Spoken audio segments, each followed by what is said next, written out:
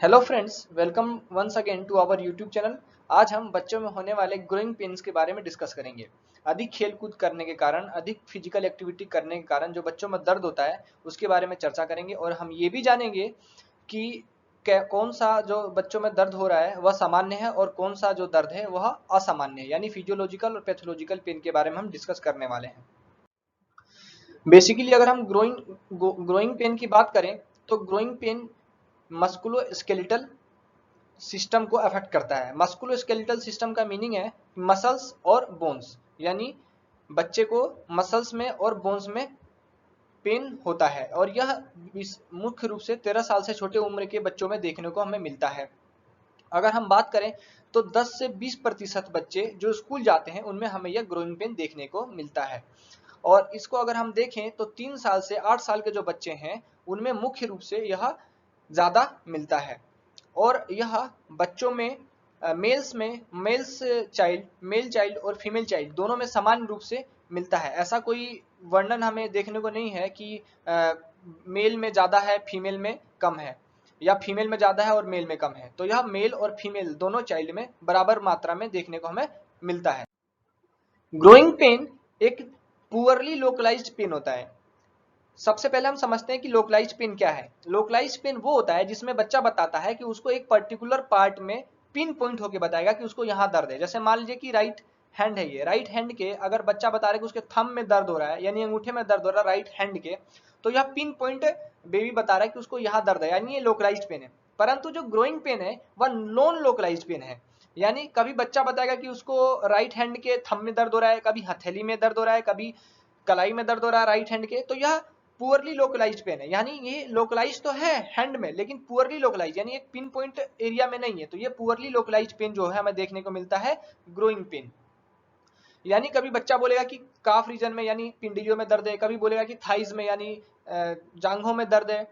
तो इस तरह का देखने को हमें पेन मिलता है ग्रोइंग पेन। आगे अगर हम देखें तो इस तरीके का जो पेन है वो बेसिकली इवनिंग्स में और नाइट्स में ये पेन बढ़ जाता है। वो क्यों बढ़ता है? क्योंकि बच्चा जो है वो दिन में स्कूल में जाएगा, ट्यूशन में जाएगा और वहां पर फिजिकल एक्टिविटी यानी खेल कूद करेगा। तो उस समय खेलते कूदते समय तो खेल कूद में ध्यान है, उस समय उसको दर्द नहीं होगा। परंतु जब वो घर पे आएगा तो उसको दर्द महसूस होता है। तो शाम को और रात में ही हमें इसमें दर्द देखने को बच्चे में मिलता है। 80 से 90% जो बच्चे होते हैं उनमें दोनों लोअर लिम्ब में यानी दोनों पैरों में दर्द होगा।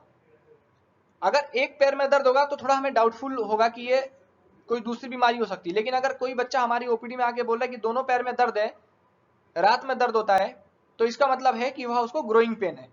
यानी इसको हमें सीरियस नहीं लेना है, यह खेलने कूदने अधिक फिजिकल एक्टिविटी करने के कारण दर्द हो रहा है। अगर इस तरीके के ग्रोइंग पेन में अगर हम सिंपल एनाल्जेसिक यानी हम अगर पैरासीटामोल या फिर अगर हम आयुर्वेद की बात करें तो सिंपल कोई योगराज गुगुल या फिर सिंहनाथ गुगुल या फिर कोई भी गुगुल की प्रिपरेशन अगर हम बच्चे को दें, अगर हम सिंपल मसाज कराएं क्षीरबला या फिर महानारायण तेल या किसी भी छोटे वातनाशक द्रव्य से अगर हम उसको अभ्यंग कराएं तो उससे अगर पेशेंट को शांति मिल रही है, इसका मतलब है कि ये ठीक है, ग्रोइंग पेन है।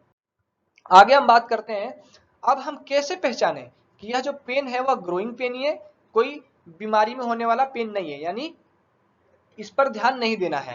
तो अभी अगर बच्चे को सप्ताह में 1 या 2 बार दर्द है, एक दूसरा कि अगर दर्द है बच्चे को लेकिन उसके साथ उसको ना कोई फीवर है, ना कोई उसको खांसी जुकाम, ना जो जिस जॉइंट में दर्द है वहां स्वेलिंग है, ना रेडनेस है, तो उसके साथ और कोई फीचर एसोसिएटेड नहीं है, खाली दर्द है, शाम को दर्द होता है, सुबह ठीक हो जाता है, हफ्ता में 1 या 2 बार होता है ना, तो ये जो दर्द है वह ग्रोइंग पेन होता है। और जो पेन है वो पुअरली लोकलाइज्ड होना चाहिए, ठीक है, और वो थोड़े देर के लिए शॉर्ट लास्टिंग होता है। जो ये ग्रोइंग पेन होता है ज्यादा देर तक बना नहीं रहता है, थोड़े देर के लिए होगा। और अगर मान लीजिए कोई दर्द है बच्चे को, किस कौन सा पॉइंट हमें याद रखना है? अगर बच्चा आके बता रहा है कि भाई मेरे को शाम को दर्द है और सुबह ठीक है, तो ये तो मान के चलेंगे कि ग्रोइंग पेन है। लेकिन अगर बच्चे को बता रहे कि शाम को पेन है लेकिन वो सुबह तक बना रहता है और अगले उससे दिन तक दोपहर तक बना रहता है, यानी पूरे रात बना रहता है, सुबह तक बना रहता है, तो हमें ये नहीं समझना है कि ये ग्रोइंग पेन है। इसका मतलब है कि कुछ और दिक्कत भी हो सकती है। और अगर बच्चा बता रहा है कि उसको केवल एक पैर में दर्द हो रहा है, तो ये भी हमें इंडिकेट कर रहा है कि यह ग्रोइंग पेन नहीं है, ये कुछ दूसरा आर्थराइटिस जैसी कंडीशन बन रही है, या फिर कुछ और भी हो सकता है वो। अगर डेंजर साइन मतलब कौन से ऐसे लक्षण है जिसको हमें देख के ये समझना चाहिए कि बच्चे को कुछ और भी दिक्कत हो सकती है, जैसे फीवर है बच्चे को, या फिर वजन कम हो रहा है, या बच्चा लिम्प लिम्प यानी लंगड़ा के चल रहा है, यानी या बच्चा अपना वजन को संभाल नहीं पा रहा है, या बच्चा जो है रिग्रेस कर रहा है मोटर माइलस्टोन मैंने चल रहा है बच्चा, जो बच्चा पहले चलता था वो अब चलना बंद कर रहा है, जो बच्चा बैठता था वो अब बैठना बंद कर रहा है। अगर मोटर माइलस्टोन डिले है मतलब रिग्रेस हो रहा है, तो इसका मतलब ये दिक्कत है। दूसरा है कि नोक्टर्नल पेन मतलब रात में दर्द है, इतना सीवियर पेन है कि बच्चा जाग जा रहा है। ग्रोइंग पेन इतना ज्यादा सीवियर नहीं होता है।